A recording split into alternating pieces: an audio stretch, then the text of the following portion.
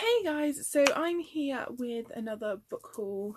Like I said in my previous book haul, I seem to have been accumulating a lot more physical books than normal in the last couple of months. So I've definitely got a few books to show you here. I think there's about 11.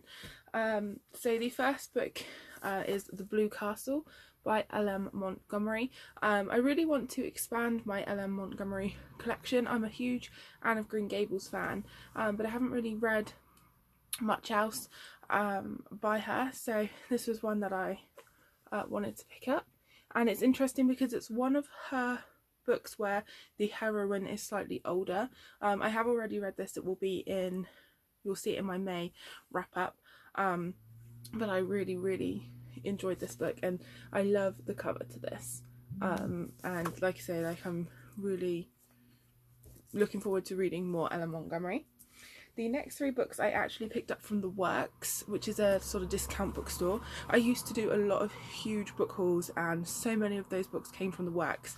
You can get really good deals on books in The Works.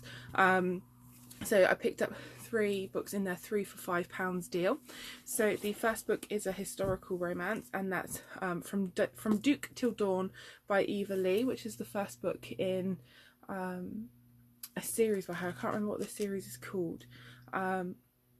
What is it called? Oh, Scandalous Ladies of London is the series, and it's the first book. I've not read anything by this author, so I thought it would be a nice one to check out. The next book is The Radleys by Matt Haig. This is the cover that sort of matches. They redid the covers after How to Stop Time.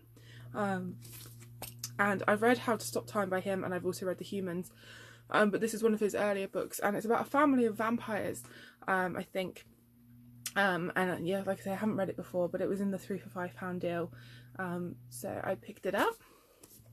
And then what I was super excited to find there, which I was quite surprised because this is one of her newest books, and that's Fight or Flight by Samantha Young. I absolutely love Samantha Young. I love her on Dublin Street series. I like her book Hero. I like her on Heart's Boardwalk. Oh my god, I can't speak today. As I'm recording this, it was Eurovision last night, and I went to my best friend's and we got a little bit tipsy, and I think I'm still feeling the effects because I clearly can't speak. Fight or Flight by Samantha Young. This is a standalone contemporary romance novel from her. I did buy it on my Kindle when it first came out. It only came out last year, but I wanted to own the paperback, but it was full price.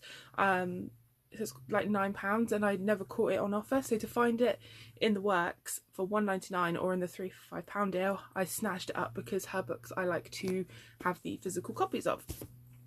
So the next 3 books are all part of the same series, and it's the Black Dagger Legacy series by J.R. Ward. I have already read these.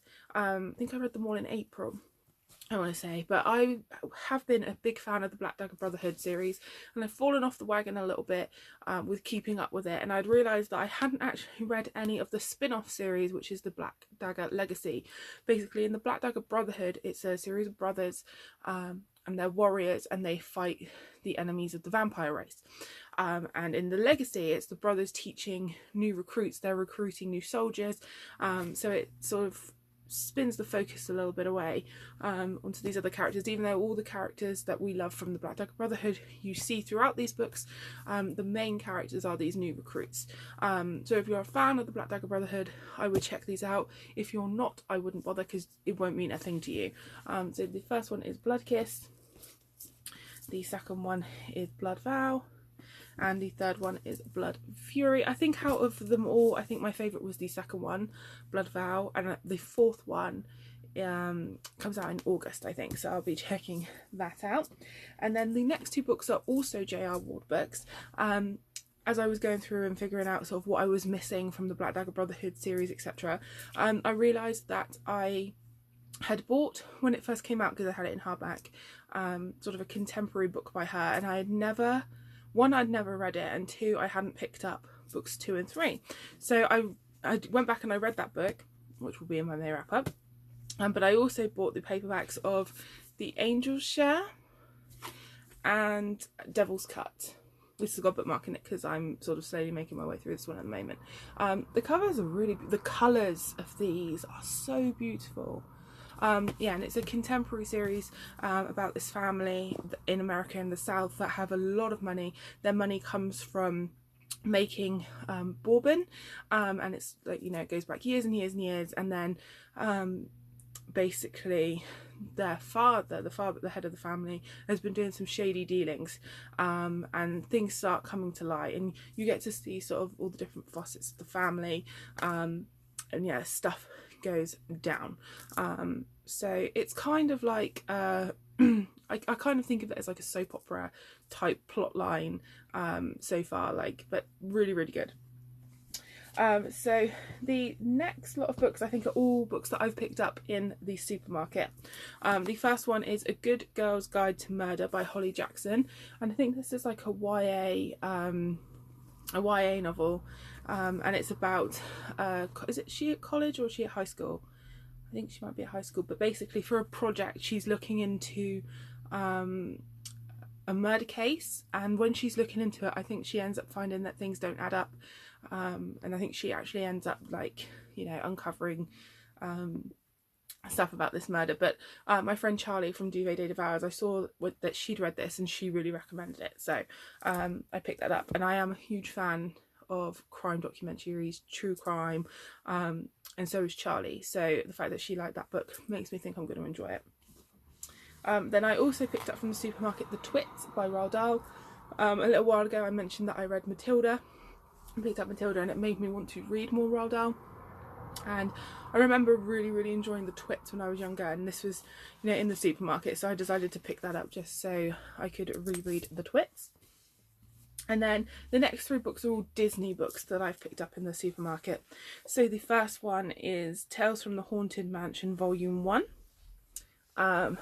Love the design of this book. It's just so cute. I just love that. I wanted to pick this up and read it, but I don't know whether to wait and leave it to sort of more October, because I always struggle to read like October Halloween themed read, and I think that The Haunted Mansion would be a perfect read for October. I picked up the book adaptation of Dumbo. I haven't managed to actually see this at the cinema yet, but I really wanted to sort of just have the book of that. And then the last book that I have is one of the Twisted Tales, and I think this is the newest one that they've released, and that's Mirror Mirror. Like, the cover to this is just beautiful. I keep collecting these books and haven't read any of them, but it's like they're Disney and I need them. But yeah, this is A Twisted Tale of Snow White, and it's what if the evil queen poisoned the prince. And I've been very intrigued by this one. I always, as soon as I pick them up, I'm like, oh, I must read that. But I have actually been really, really intrigued by this one. So I might pick this one up soon, I don't know. So that's all of the books that I've picked up this time, guys. If you've read any of these books, please let me know in the comments down below. If I've added any of these books to your wish list, please let me know in the comments down below. I always love chatting to you in the comments. So yeah, thanks so much for watching, guys, and I'll see you all soon. Happy reading.